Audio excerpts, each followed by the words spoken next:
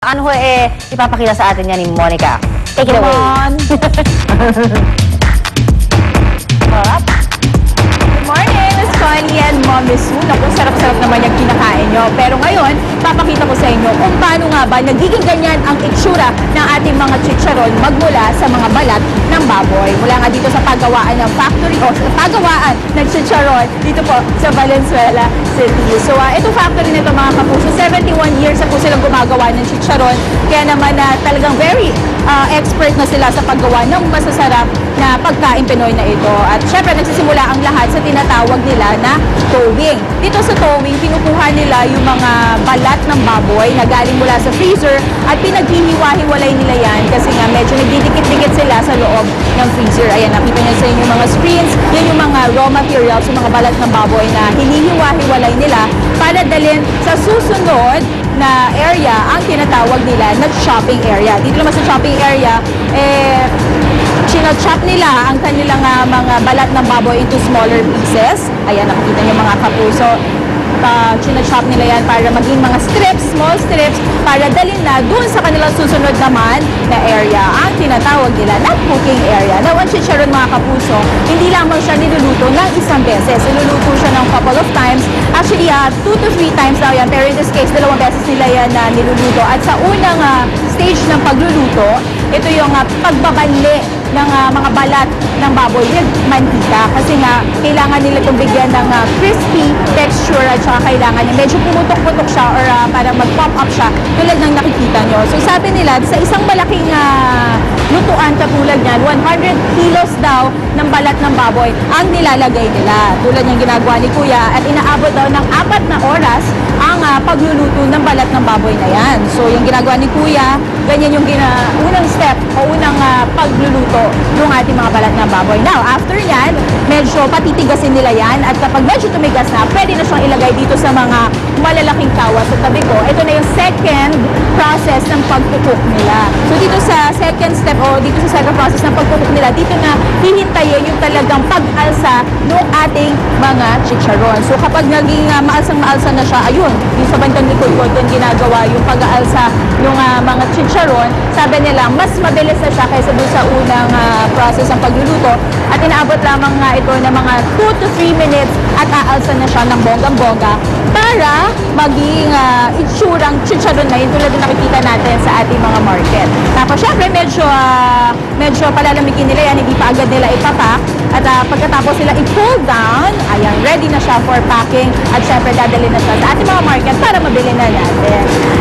Napakasarap talaga. Amoy pa lang kung naaamoy niyo itong mga chicharon sa tabi ko, grabe nabubusog na ako. Pero syempre, sa aming pagbabalik, mamaya ibibida naman namin kung ano yung iba't ibang klase ng chicharon. At nakalain niyo ba mga kapuso, na bukod sa nakikita niyo maliliit na chicharon na yan, meron din silang malalaking chicharon katulad itong sa tabi ko. Ayan, napakalaki. Mamaya papakita natin sa inyo mga kapuso. Syempre, kung ano nga bang masarap, nakapartner nito mga chicharon kapag kinakain natin. Lahat po yan ating pag-uusapan sa pagbabalik natin dito sa paggawaan ng chicharon sa Valenzuela City. Kaya balik tayo sa studio.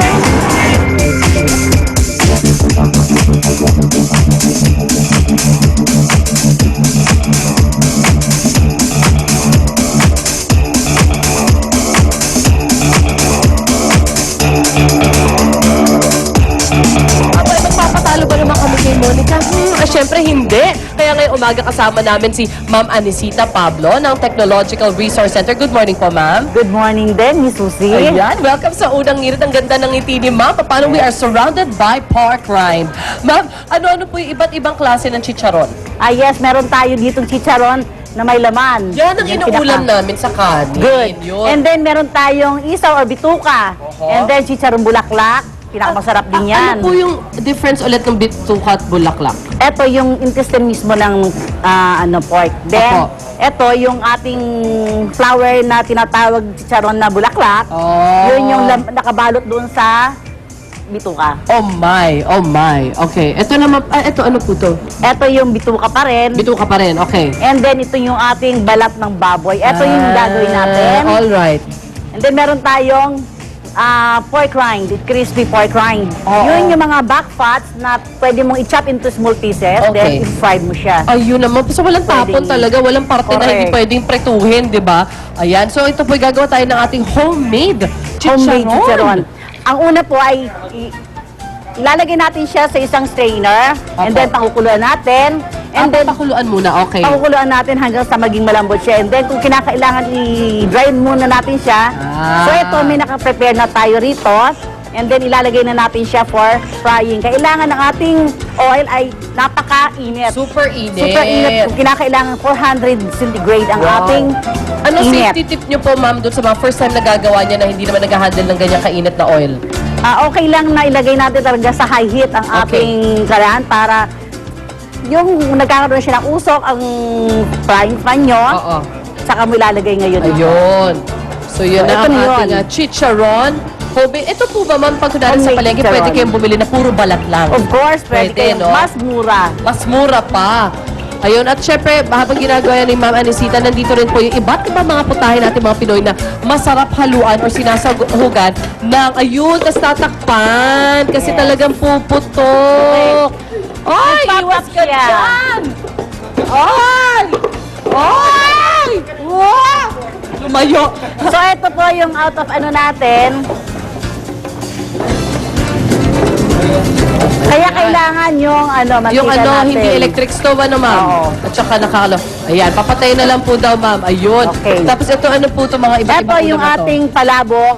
Meron siyang ginagamitan din ng chicharon. Yan. And then, itong ating munggo, lalong munggo, Friday today. Friday is, today, you ang know sarap it. niyan. Oh And then, yung my. ating Pakbet. Pinakbet. Pinakbet is the best. napakasarap. Meron pa rin tayong iba't ibang chicharon. Ay, oo nga. Eto, yung ano, limbawa, kung ayaw nyo ng skin ng chicken, Yes. pwede nyo i-reserve yon. Then, pagka gusto nyo maging chicharon siya, ganun din ang proseso. Ilalaga muna natin. Aha. And then, Tapos ipa-fry din. i-fry siya. Alam niyo naman, Friday night mamaya, pwedeng magamit yan.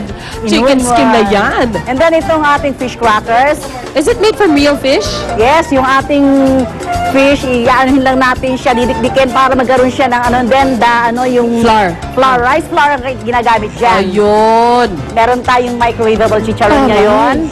And then, itong mga ito, pwede natin makain kasi alam naman natin, ang chicharon ay meron Mataas niyang sa pampataas ng cholesterol, yes. Para ma-prevent natin yan, meron tayong vinegar. So, pagkakain kayo yan, didip niyo ng konti sa Vinegar. Paano po vinegar. nakakatulong yung vinegar? Di ba ang vinegar is acid? Yes po. Pang-prevent yan doon sa cholesterol. Na masya. Kaya pala pag mamaya lahat na nung langis dun sa chicharon, nandun na sa plato nyo na may Correct. vinegar. So isaw-saw nyo sa vinegar inyong chicharon. Yan. Maraming salamat po, Ma'am Anisita Yes, Pablo ng thank you. Technological Resource Center. Ang galing-galing po mag-explain ni Ma'am na tungkol sa chicharon. Magbabalik pa ang unang hirit.